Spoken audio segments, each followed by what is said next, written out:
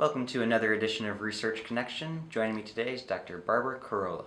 How are you, Dr. Qurollo? I'm good, thank you. Good. So tell us a little bit about yourself.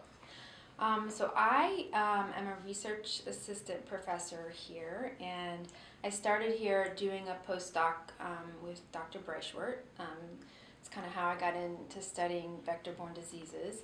What I'm doing now is I help to run the vector-borne disease diagnostic lab, and I do some research with vector-borne diseases as well.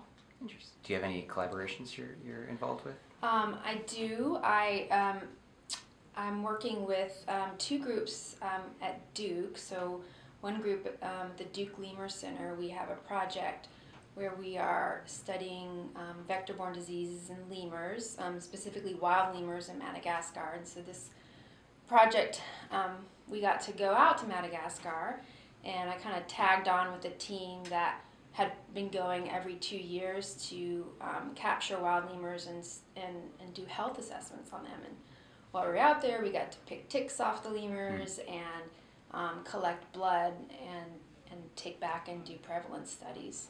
And so this sort of stemmed from another project where a researcher at Duke had identified 3 new species of tick-borne parasites, and so now we wanted to go out and get a prevalence, and so we developed some diagnostic assays that we could detect them, and so we're still working on that. Well, another project I'm doing, I'm working on leishmaniasis, cutaneous leishmaniasis in people, wild animals and dogs in Peru, and so this is a collaboration with Duke Global Health, and this project is focusing on a region in Peru that has sort of an unusual infection profile. So typically in South America, men who go out into the jungle or in zootic areas get cutaneous leishmaniasis more than, say, other members of the population. But in this region in Peru, more women and children are getting leishmaniasis. So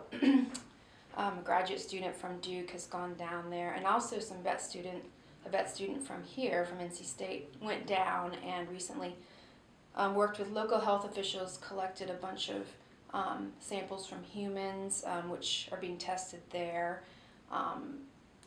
samples from small mammals, and samples from dogs. And so we'll be testing those here to try to determine the species of leishmania that's in that area, and as well as understand the prevalence in wild animals and dogs there. Interesting. Sounds like you're keeping busy. Yeah, we are very busy, and really enjoy studying vector-borne disease and the VBDDL. Sounds like good work. Thanks for sharing. Thank you. And best of luck. Thanks.